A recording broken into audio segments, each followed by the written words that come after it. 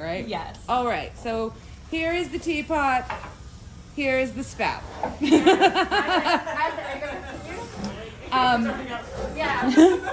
Here's when I get steamed up.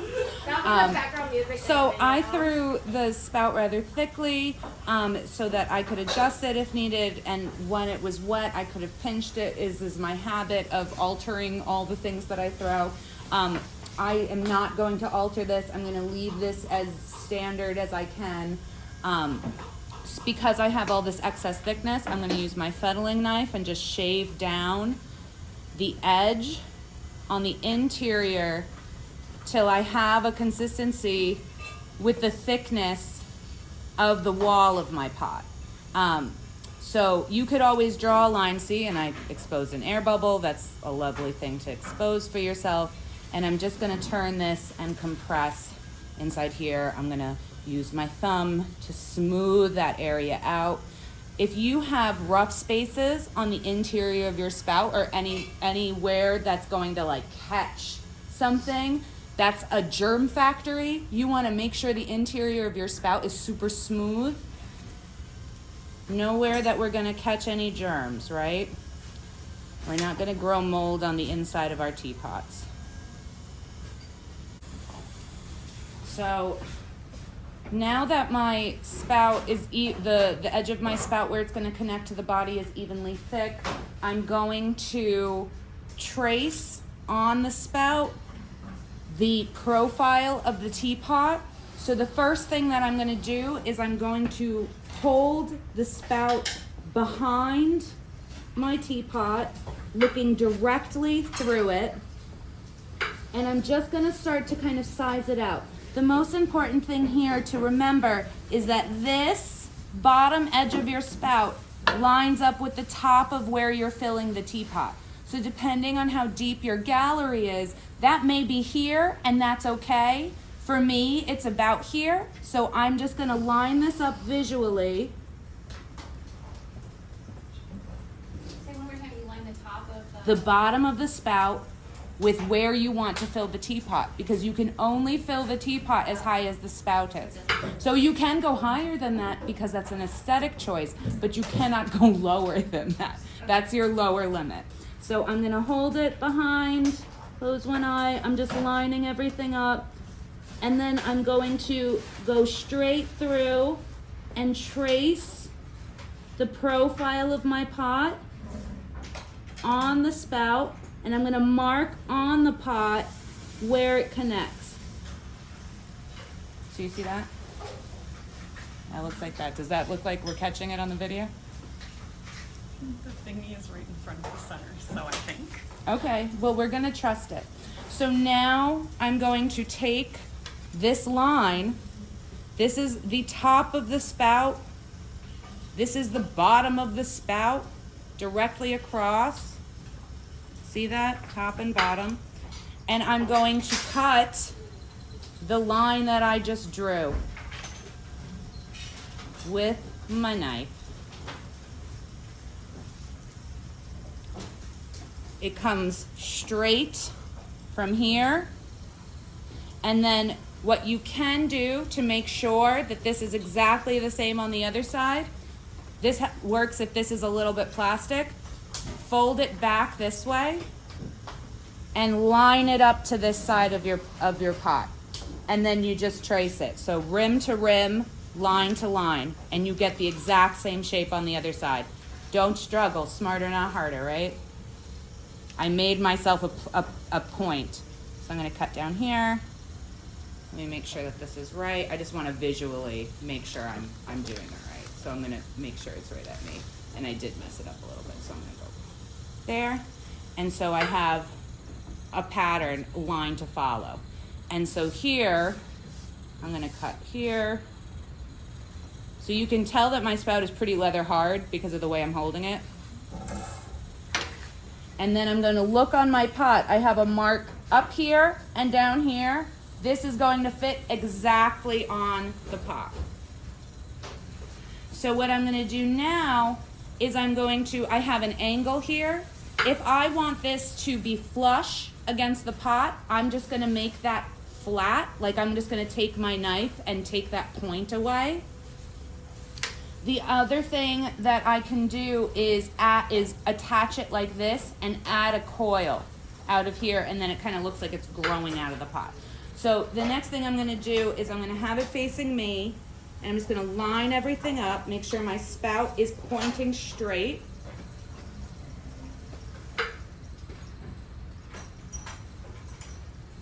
And I'm gonna trace it onto the pot. I'm not cutting, I'm just tracing here.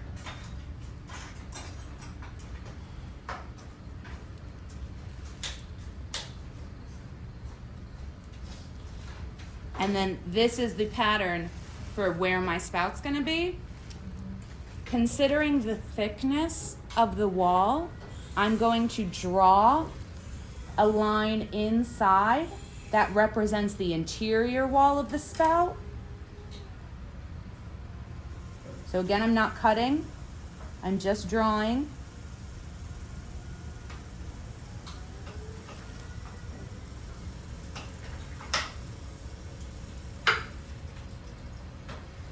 This is where I will slip and score, and inside it is where I will make the drainage holes.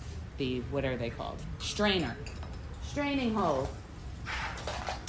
So you're not gonna cut out of the hole.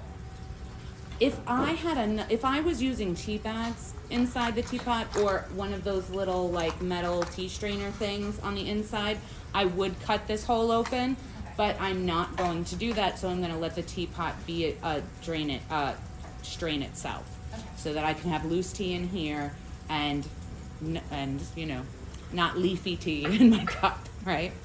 But like structurally, it's okay to cut a big hole. Yes, it is. It's actually even easier because then you can get that seam really clean on the inside. When you do your slipping and scoring and attaching this, you have to be very precise, which is why I made myself a guide. There is no slipping and scoring outside of this line. And this line itself has to be really, really well slipped and scored, like tight edges. Okay. But you can cut a big hole here and just have an open spout.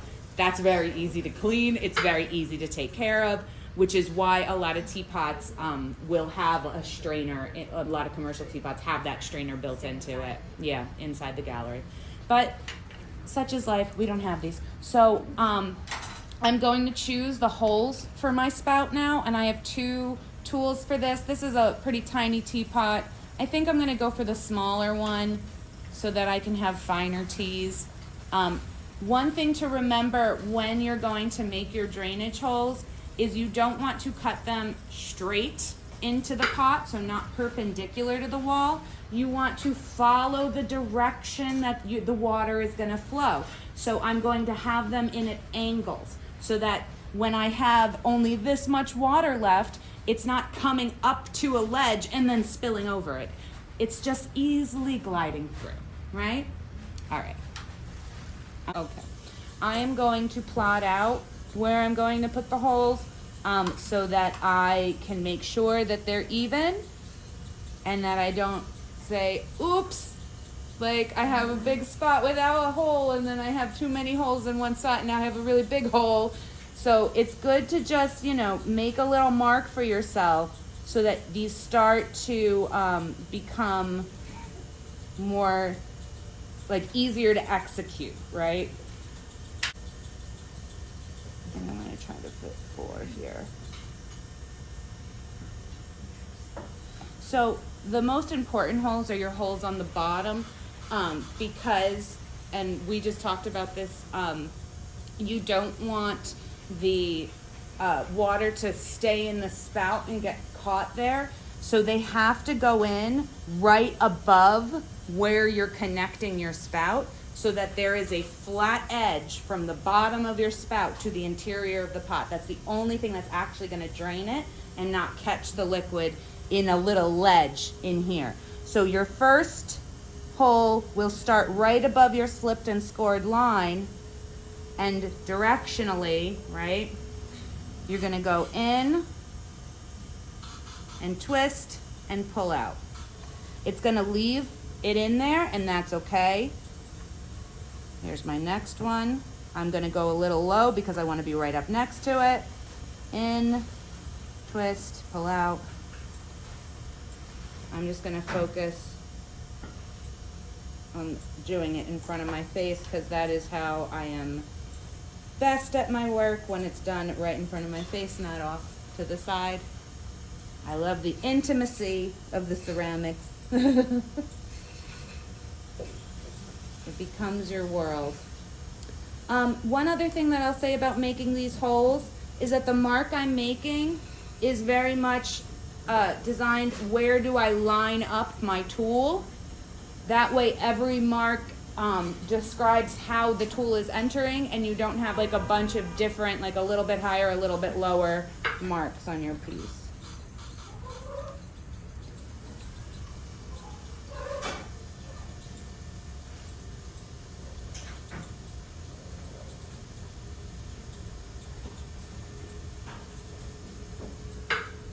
Do any of you watch those Yixing teapot videos? From that, the page that I shared? They have these fancy tools that are like these little tiny cones that they like put inside each hole, and they make it like so beautiful and perfect. I'm not that perfect, but I could spend some time here caring for the edges of my hole.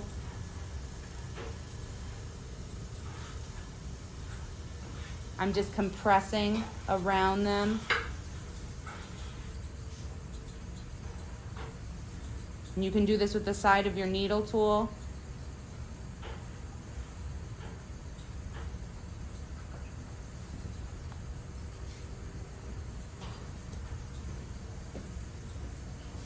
I want all of the tools that they use in those videos.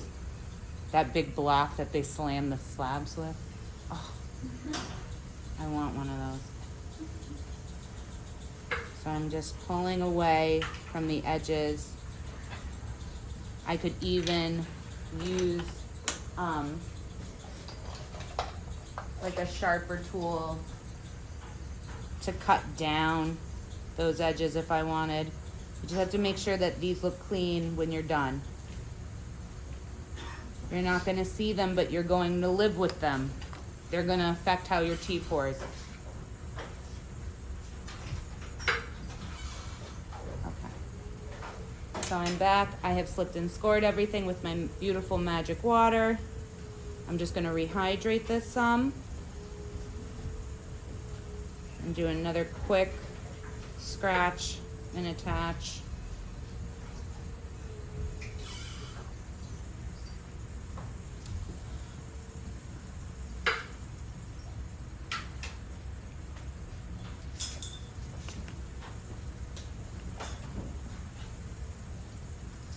One thing that I will also do here, remember, because I cannot clean up the inside of this line, is I'm going to love the interior of this line a little bit. And how do I love it? I love it with a tool that will compress it. So you can use a rib, you can use any flat edge that's just going to tighten that interior line. I'm going to do it with this part of my rib and just kind of compress the edge, just to make sure that not too much slip is going to go out there.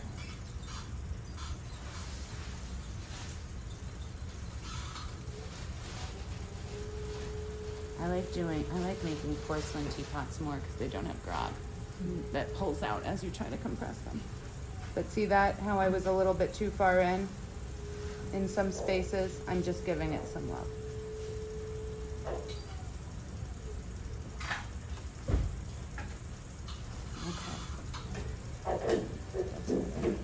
And so now they just come together.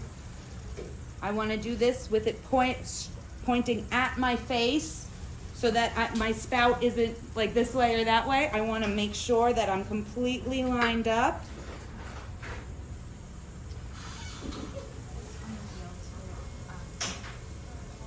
And I'm just going to press it together till I see the slip come out of that seam.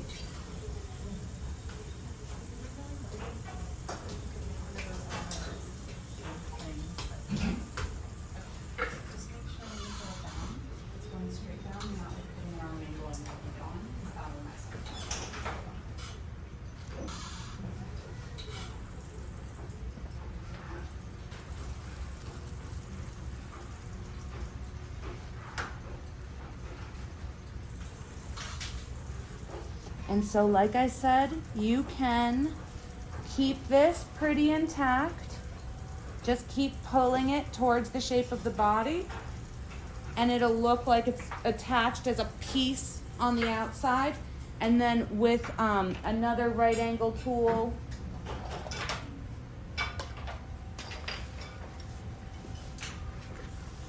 you can sharpen that to make it really like look like a piece that's attached.